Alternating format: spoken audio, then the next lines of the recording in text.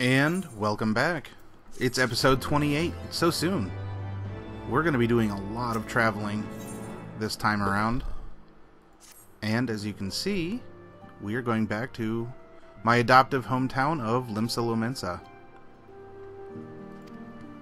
Now, I have heard a rumor that some of the voice actors have changed, and I believe this is going to be an opportunity to listen to one of those changes.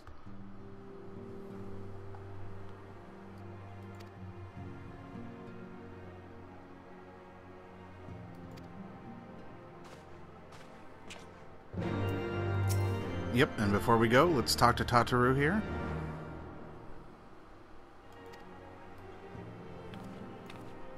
Remember, trying to be thorough with NPCs and any side dialogue or clues that they may give. And I'll just take my turn. It's kind of a shame because we were already back here so I could showcase the items that were mailed to me for the expansion, but it's okay. Free trip, right? This takes me back to first days of 2.0. You had to wear nice shoes to get in here last time, which are a rare, unique item. It'd be kind of interesting to see if they would come back into play somehow.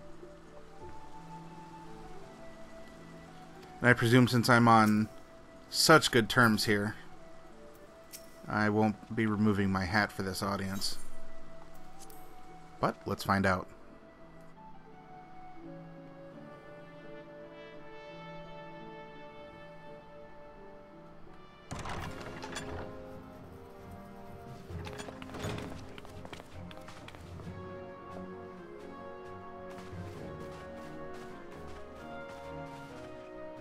Friends, 'tis good to see you safe and well. I will admit I had not counted on you seeking, let alone finding refuge within the Holy See, but full glad was I to learn that you had. Thankfully, we had allies there who took us under their wing, and theirs was not the only aid we receive, I suspect. When we fled Uldar, we fully expected to become wanted men, known to all and hounded at every turn.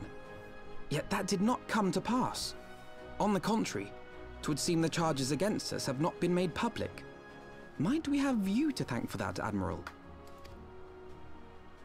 Sharp as ever, Master Alphino. On Marshal Terrapin's urging, the Elder Seedseer and I demanded that the Syndicate suppress news of the Scion's alleged crimes until such time as irrefutable evidence could be found. Our argument was simple. Lacking proof, to accuse the saviors of the realm of so unlikely a crime would have the people up in arms. In their wisdom, the Syndicate agreed, as you yourself have seen. There is something you should know. Some few days prior to the banquet, the Elder Seedseer and I were summoned for a private audience with the Sultana. There, she revealed her intent to announce her abdication, that she might pave the way for the establishment of an Uldan Republic. What? But such an announcement would have plunged the entire nation into chaos. She was well aware of that. 'Twas for fear of what might ensue that she summoned us. Her Grace wanted the Elder Seedseer and I to lend Rauban a helping hand, you see? To aid him in preserving the peace during the transition. So, having somehow caught wind of her plan, Lolorito and Teleji plotted the Sultana's assassination in the hope of maintaining the constitutional status quo. But they must have known that her death would sow as much chaos as her abdication. Chaos from which Teleji alone might feasibly stand to profit. Surely Lolorito would never knowingly... Ah, could it be? I dare not hope.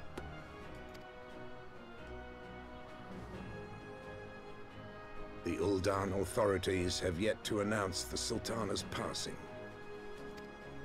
To allay any suspicion that may arise from Her Grace's absence, they have issued a statement to the effect that she is presently convalescing from illness. Mayhap they're waiting for a fitting moment to break the news, or mayhap they know of some other reason to delay. Something else has been bothering me, Admiral. I was dismayed to learn that General Raoban is to be executed. Yet upon hearing the news, I could not help but wonder why he had been kept alive for so long. Pray mistake not my meaning. I am, of course, overjoyed that our friend still draws breath, and that he might yet be saved. But if his enemies truly wished to eliminate him, they could have done so immediately. I see no reason for this delay. Aye, you've struck upon an important point, Master Alphino. Following his capture, Raoban had been held in the Marasaja pit within Uldar. In recent days, however, he has reportedly been moved to an unknown location. Queerly, 'twas not the brass blades who spirited him away either, but a band of soldiers decked in blue. The Crystal Braves. Aye. If I read the winds aright, the arrangement between Lord Lolorito and the Braves has come under strain. At any rate, if we're to rescue Raoban, we'll have to find him first. And you'll be glad to hear that I have already entrusted the task to those best able to see it done. Our friends of Doma.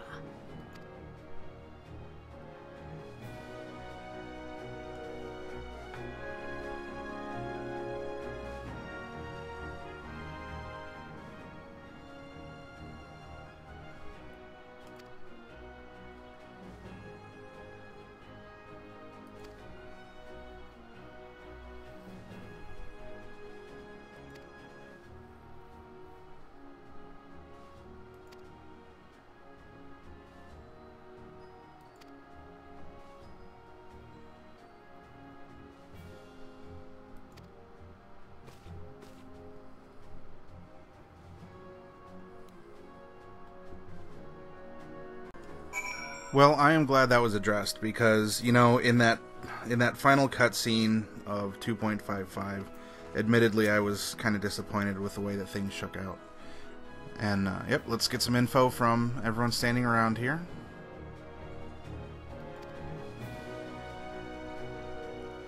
I'm not sure if the voice acting quite lives up to what I was hoping.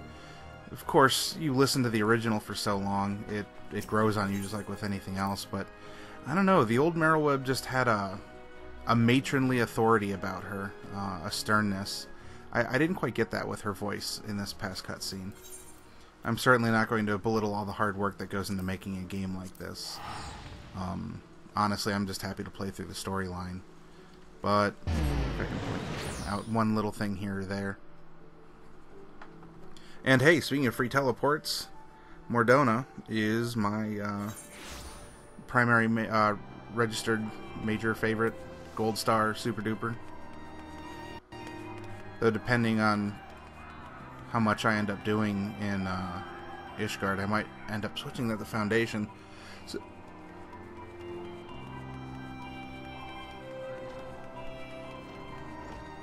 yes, let's go back here and explore. You know, things were changed around in Mordona. The Merchant and Mender and just a couple other things. It's good to see that the place is still growing, and in fact, I've really enjoyed that aspect of this game, is that even since 1.0, the camp has grown and changed, and it seems like it's becoming a living entity around you, and because of your work. That's a really cool touch. I don't know if any other MMOs do something like that, where the world isn't always completely static around you.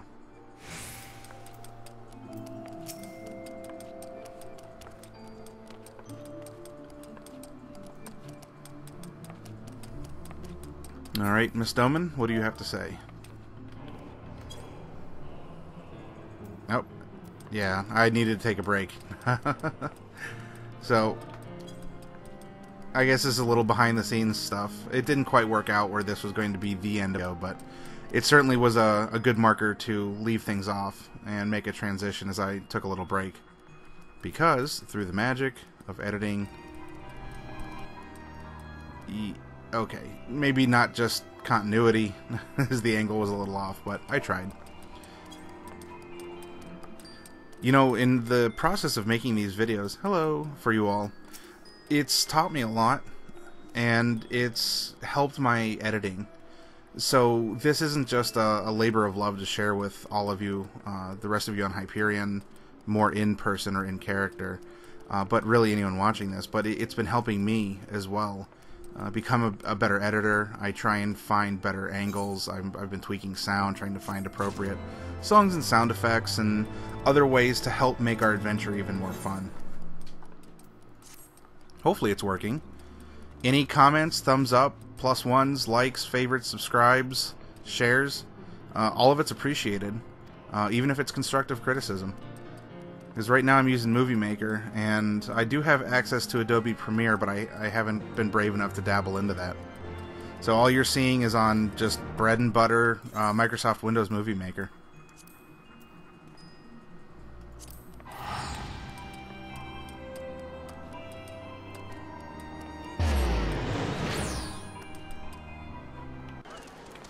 Here's the old-fashioned teleporting and not the fancy new stuff with the sound effects. Even though I probably could have put one there.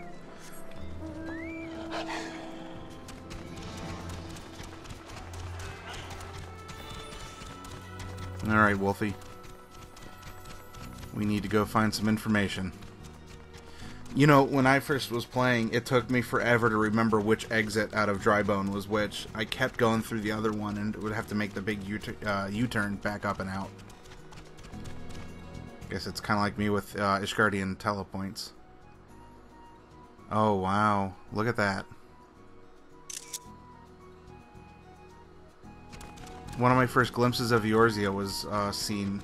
If it wasn't this scene, it was a scene very much like it. I'm going to stay like this just to, you know, enjoy it, and please do so at home too. There's some breathtaking landscapes throughout Eorzea, even in the now old world of 2.0. Look at that.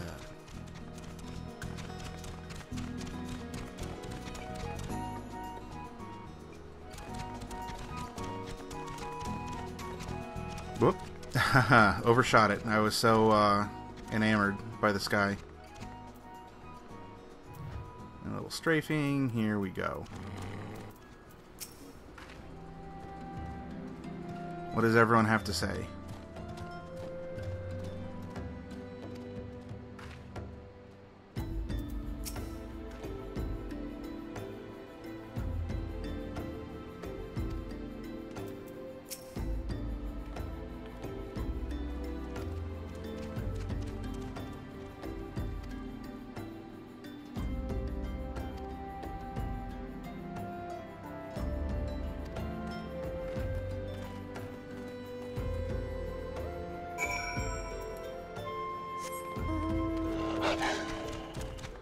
We are on important business, but I do want to take just one moment to turn back around and enjoy this scene. I mean, how often does this happen? What with the time and the weather and everything else that goes into the, you know, the scenery quests that are available. So if you'll bear with me, it'll be sped up, but please just, you know, kick back and take a look at this beautiful scene.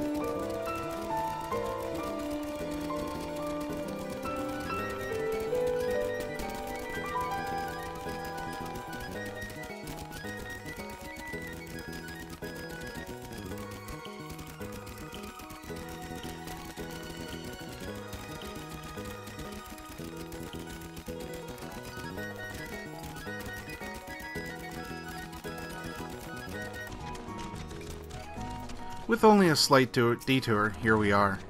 We didn't really lose out on too much time, and I think we gained a lot more in just a little bit of peace and serenity than just by rushing headlong into things.